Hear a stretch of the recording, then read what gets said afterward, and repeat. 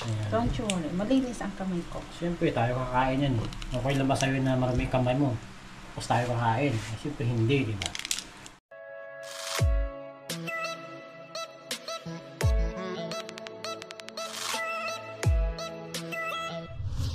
Yo, yo, yo! What's up mga kamigs? Ito na naman si Aina My Love So Sweet. At may naisip na naman siyang gagawin.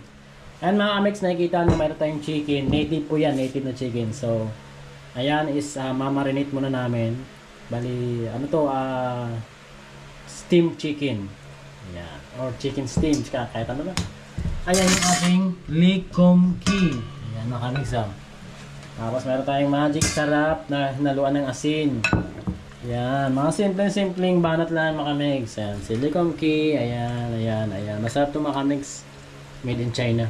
China to, di ba? Hong Kong. Hong Kong pala, sorry. Sorry naman, Hong Kong. Ayan mga kamigs, so kailangan lamasin para manuot sa loob ng laman ng manok yung ating mga ingredients. Ayan. Ano to mga kamigs?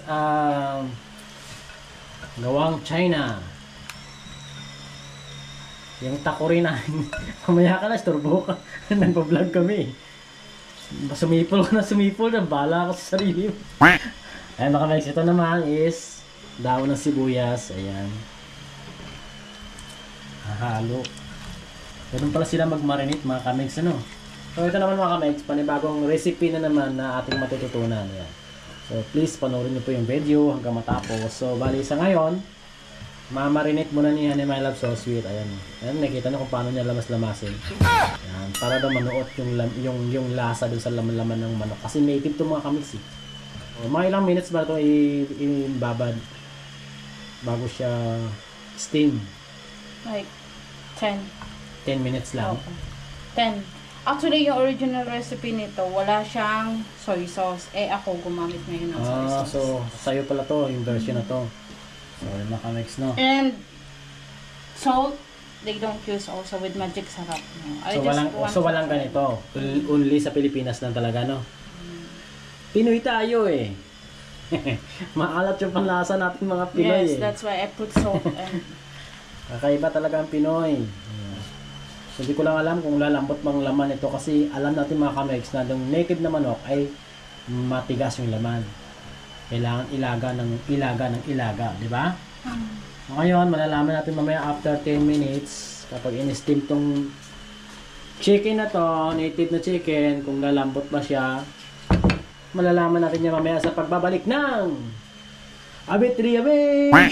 A few moments later. You know mga kamigs, after 20 minutes, 10 minutes wala. So nagdagdag kami ng another 10 minutes. So 20 minutes na siya mga kamigs. Siguro naman.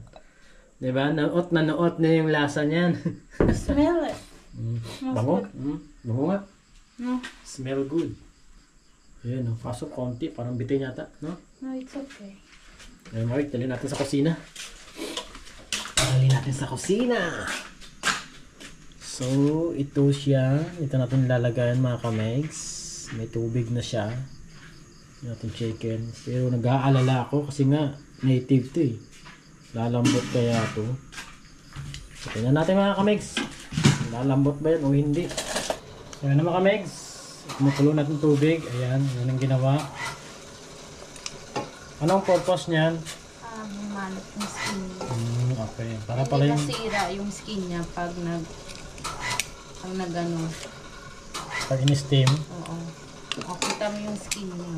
Ano pala, no? Tama nga naman. Tumitigas nga siya mga kamigs. Ito pala yung technique para maganda sa tingnan. Parang ano, no?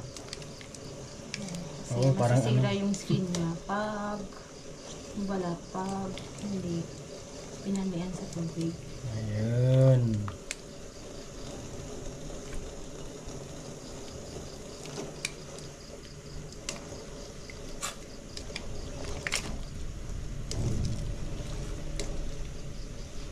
Okay. Yan pala ang sikreto ng mga Chinese. Pag sila yung magawa ng chicken steam chicken. So, yan na nga siya mga kamigs. So, kamay nga, malinis naman kamay ko mga kamigs eh. Kasi, matigas nga yung balat mga kamigs. Matigas, banat na banat yung balat ng mga kamigs. Yung pala yung technique nila. Tapos anong gagawin? Steam. So lilipat dito yung tubig. Okay. So yun.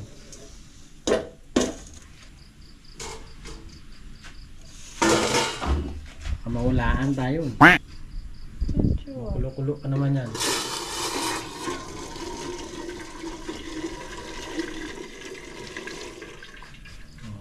Siyempre ilalagay yung manok dyan. Ang tanong dyan mga kames, kung ilang minutes nang nating i-steam ito kasi native to eh. Oh, kasi pag dressed chicken lang siya, 20 minutes is Pag dressed okay. chicken. Oo. Ito native to. Maybe let's see like 40 minutes.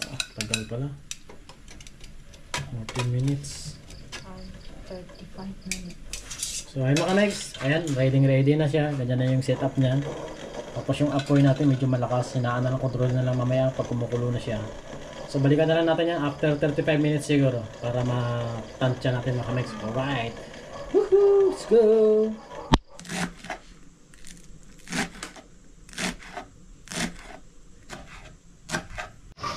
Yan o mga kamegs. Woo! 3 piraso lang. Pakunti. Mayroon pala siyang gagawin. Akala ko mga kamegs, gaganyanin lang niya buo. Hindi pala. Okay. Mayroon pala siyang plano. Kaya pala hindi siya nag-aalala kahit matigas yung laman ng native manok natin. Ayan mga kamegs. Ano-ano mga to? Ginger, garlic, and spring onions. So, Mix together. ganda na kasimple yung kanyang sauce mga kamegs. Then put yung, A little bit of salt, a little bit of magic syrup. and then that's it. And then And then later that's it. we put oil. Diba mga kamegs, simpleng sausawan. Ano lang talaga, no? So yun lang, balikan natin mamaya kapag lalagyan na niya ng oil daw. Sunflower. Ano pong sunflower? Sunflower. Sarap ba yan, sunflower na yan? Gusto ko yung coconut eh. Meron bang ano? Banana. So ano kami, ang gagawin sa oil na yan is papainitin hanggang sa ano yun? Musok-usok. Try natin yung kamay mo na. Bumula no. Sige, sacrifice ko yung kamay ko para sa'yo. Wait. Final!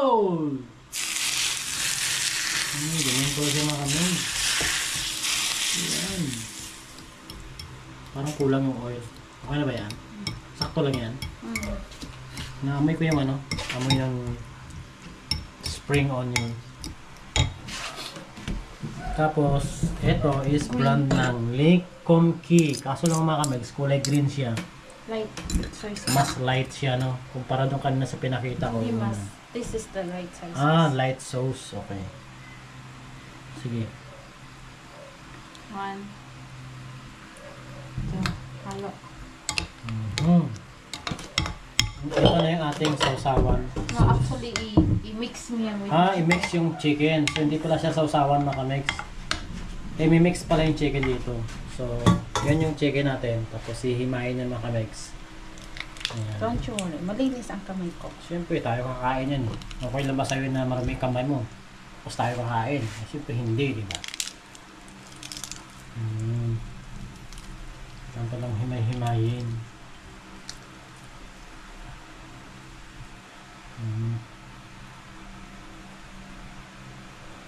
Optional, you can put sesame seed together.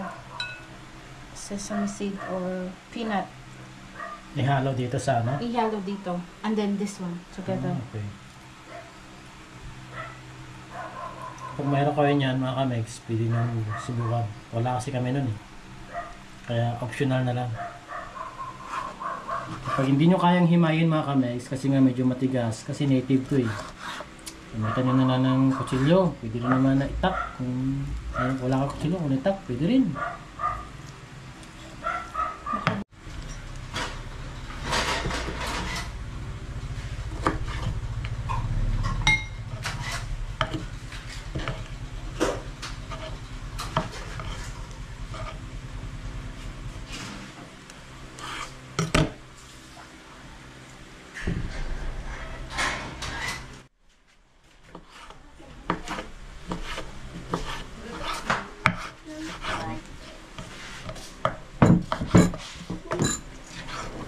Ano mga kamegs?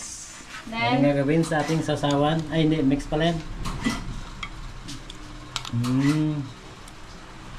Hindi pwede ako ngayon abay tanan. wait lang. Kasi, Tama. yes. Optional nito, sesame seed.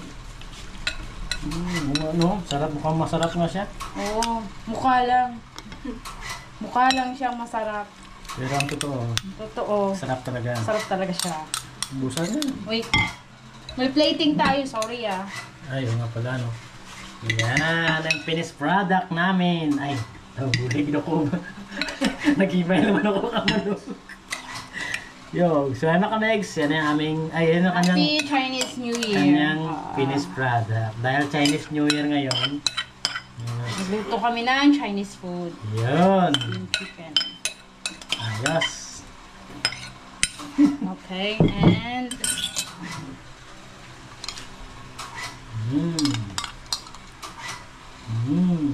Ayos. sure. Ang pangalan, mga restaurant, no? Sa ito di ko lang kain. Ay, kinabigat kahang ngayon na ba? Okay. Anga. Kahang agul. Kahang. So, ano Alex? Ito na yung ating finished product. Ayan, no? Nakikita nyo, di ba? Ayan na siya. Ito na yung ating native na manok, mga kamegs. Ayan, ginawa na siyang pagkain ng Chinese. O, di ba? So, susunod ulit mga kamegs. May mga gagawin na naman kaming panibagong recipe para sa inyo. Ayan.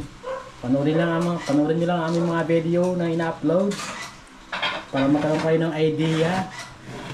Alright, hanggang dito na lang kami. Bye-bye!